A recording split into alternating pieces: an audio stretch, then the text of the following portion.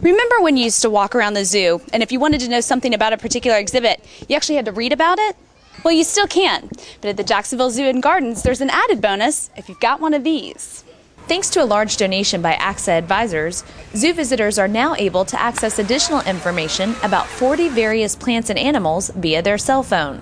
A list of frequently asked questions was compiled by zookeepers and horticulturalists, and throughout the zoo grounds, signs are posted that include the questions and information on how to call for the answer.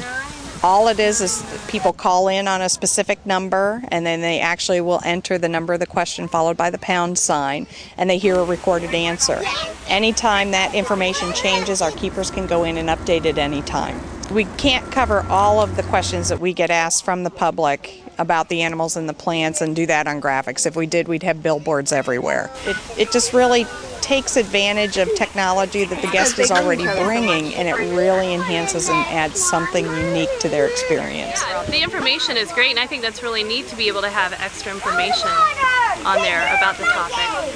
But what's really neat is how the cell phone tours make the Jacksonville Zoo and Gardens available to anyone, anywhere, at any time. What's really exciting about it is it makes the zoo 24/7, which means once you know the phone number, you can actually call into that line wherever you are, whenever, and if you remember the question number, you can punch in and get that answer if you want to hear it again.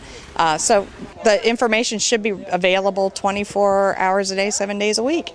Each call lasts about 60 seconds, and while the service is free, it does count against the cell phone user's minutes. But that certainly didn't stop Katie Vogel and her crew, who found the service to be helpful in learning more about their surroundings. This one was actually a very good question because it was asking what happened to the bonobo's hair, and we found out the answer, and it's because they groomed themselves so much. So it was helpful.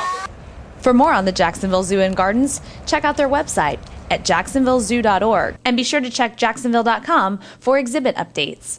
For jacksonville.com, I'm Amanda Warford.